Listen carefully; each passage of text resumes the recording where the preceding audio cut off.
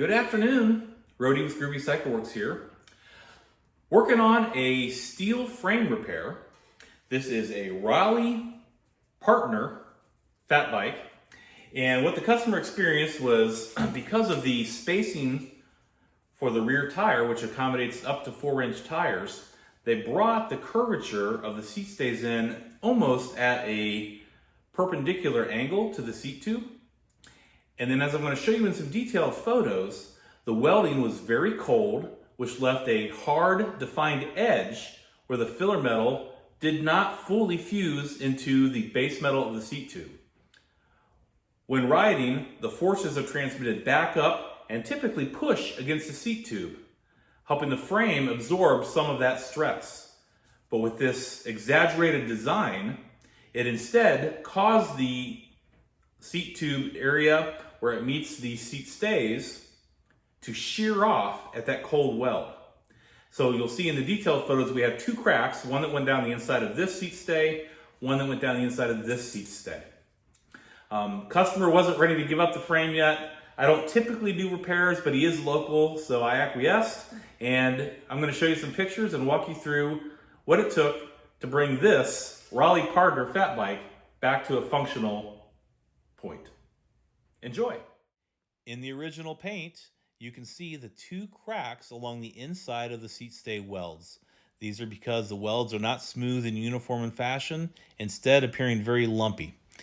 Once we strip the paint off with some stripper and some Scotch-Brite, you can see the bare metal to metal and where the cracks are located at on these seat stays.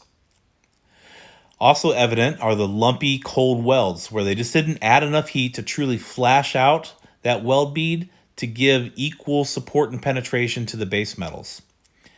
Even worse, on the underside, this very smooth dipped section is an undercut where they had no filler at all added, and instead it drew from the main tubes, making it a weak point. First thing for us to do is to file all these joints smooth. We want to remove any of that excess bumpy material, make sure we're cleaned down without actually having our file strike into the main tubes. Once we have that ready, we added in a heat sink, which is nice and long, will protect our tube from deformity while welding. Then it's off to the blast cabinet, where we clean off the rest of the paint and debris to make sure we have no contaminants in our weld zone. Once we're all set, we started welding. This was actually a 2-pass project. The first pass basically smoothed out the original welds to make sure we had good penetration to either side. Second pass was a filler pass using Weld Mold 880T, which has a higher silver content, so it flashes out and becomes nice and smooth. We now have two well-filleted out TIG welds on each seat stay, blending well into the seat tube, and should offer good support moving forward. Interesting thing here is making sure that we remove enough paint so that when you look at the heat affected zone, which is the rainbow pattern evident in this next photo, that the heat affected zone is clearly without paint.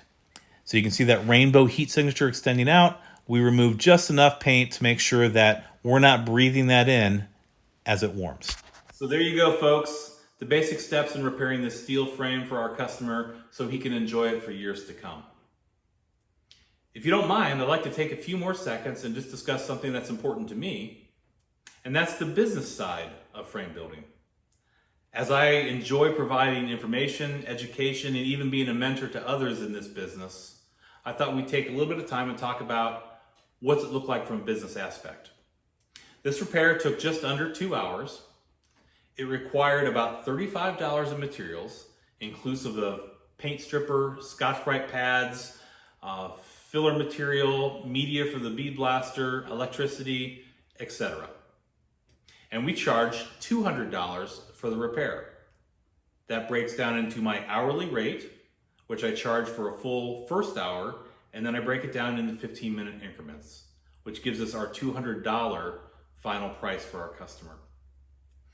I don't do repairs like this very often anymore because it takes away from my main focus, which is the production of new fabrication, full custom builds, and my monthly production of handlebars.